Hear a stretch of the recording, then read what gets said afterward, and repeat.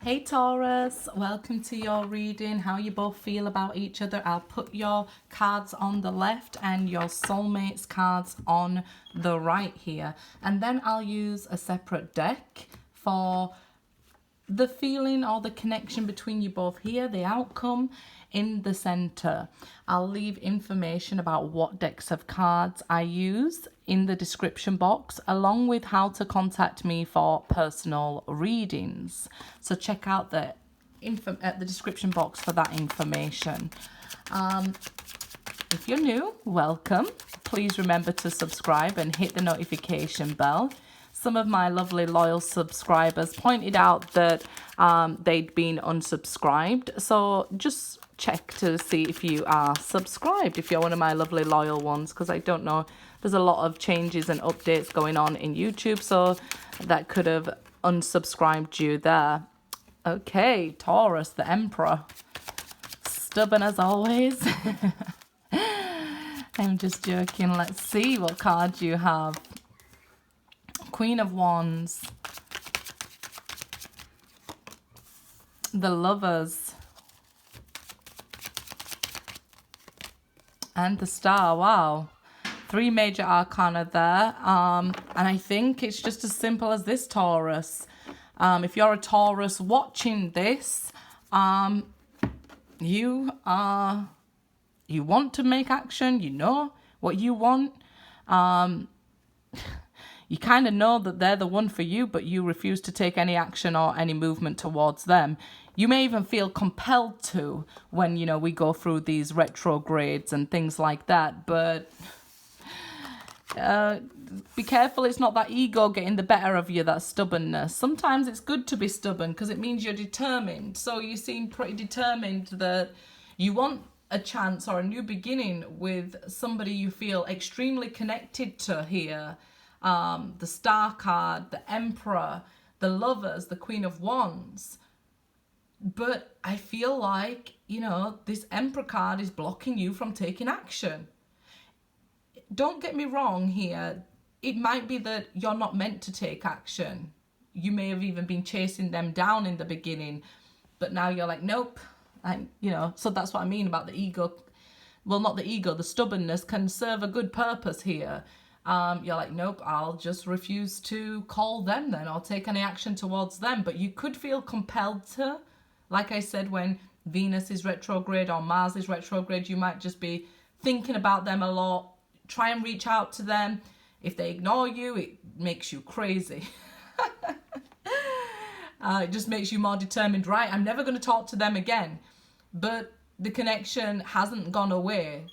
Even if you're not together, this connection hasn't gone away. This can be that you are together with your soulmate, and it can be a warning that don't let your ego get the better of you, okay? It's okay to show love to people as long as you're aware and receiving love too. Because I think you're a very giving sign, and it's showing here with the Queen of Wands that you like to go full force and give your all to somebody. That can be overwhelming, and it can leave space for error, not receiving love and not allowing them to, put action into you because you're busy putting action into them. You're busy pouring out your cup and your love to somebody that, doesn't then get a chance to give you love back. And I know you'll be saying, well, they did have a chance to love me back and things like that. But just if we look at things from a different perspective, that's awakening. That's our whole goal, to look at things from a different perspective. It does seem like you have a destined new beginning to happen here with this soulmate, okay? If you're cross-watching, I feel like a Taurus is letting some sort of part of their ego get in the way of being with somebody they seem destined to be with. You definitely seem destined to be together with the Star and the Lovers. It will have taught you a very valuable lesson, even the downfall of your ego if you haven't experienced that. It's basically like put your ego to one side.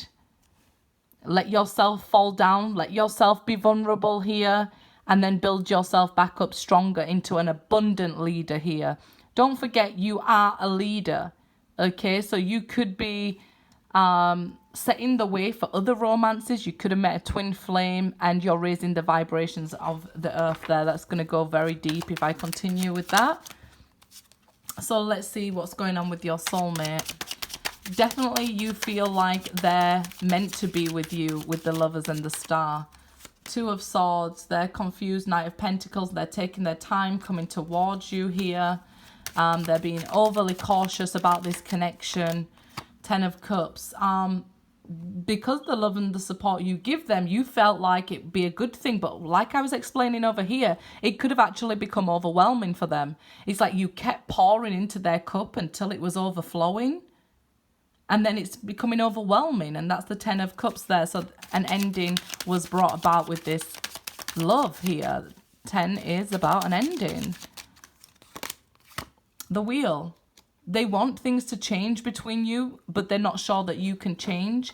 They feel this love connection very strongly. Just as you do here. Just as you do. But they're in two minds. Well, will they change? Did they see what they was doing? You may even feel like, now I see what I'm doing. Now is the right time for me to move forward and explain that I know and I'm accountable for my own actions. I see your actions, my actions, and a new perspective with the Hangman. You have to get that point to in order for this to move forward. This person loves you a lot. They're working on changing themselves as well. It's just going to take time with the Knight of Pentacles here. And them taking action towards you is going to take time. And I feel like a part of you wants it to move quicker. When you get over that ego and things that are meant for you will never pass you by and wanting things to hurry up. When you get over that, then things will probably move forward. Then you won't be worried about time. You'll know time as an illusion. This is like a major wake up for you, a major life lesson going on with you here. This person wished things played out differently between you. They're in two minds though, whether to come back to you. That's what's taking them so long. Maybe in the beginning when they first left, they didn't want to be with you. But now, it's creeping in that maybe I do miss their love and support. If this is a new soulmate you've just met, you can feel extremely attracted to them. And flirty and sexy with them, Taurus here, but just remember not to overwhelm them here. I feel like this person seems a little bit skittish. They want to take things slowly, and you might feel like, no, I know they're the one for me, and you want things to move quicker. So you might feel like you're ready for marriage after a spiritual awakening. You don't really want to play around with relationships that aren't really going anywhere. But I think you need to understand at the beginning of a relationship, you don't want to be saying to somebody, hey, when are we getting married? Hey, when are we having kids? Things like that. I think you are aware of those things, but it seems a bit full on. If it's a new relationship, you might be a bit full on for somebody. So just be aware of that. There's nothing wrong with being aware of that and letting them chase you a little bit as well, and letting them give their energy to you. Because right now this person, if they've started to pull back away from you, it's because it's becoming overwhelming and a little bit too much with those 10 cups power. Yeah, so your power comes from being able to control those inner thoughts, those inner doubts that creep in a new relationship. Is this person the one? Are they going to end up treating me like the ex? Things like that. If this is an ex, then your power comes from not chasing them down, right? Like they're a piece of meat and you're a lion. You've got to allow them to come to you and know that they will return to you. If you're meant to be here like you feel, like you believe, then you'll know their return. So you don't have to worry. You get rid of these negative thoughts, and that's where your power comes from. New beginnings. So yeah, I guess with the Fool here, you've got to have that blind faith, right? And you've got to jump and you've got to take a chance. So between you both here, there is a lot of power in this connection and the opportunity for this to start. You've got to take a chance that if you withdraw, that it will still go ahead, that they still want you enough because this relationship was meant to be. Right? So that's where you jump. You just having to have this faith that what's meant for me will never pass me by. So I can just enjoy life, enjoy myself, celebrate life, and everything here with the star will come my way.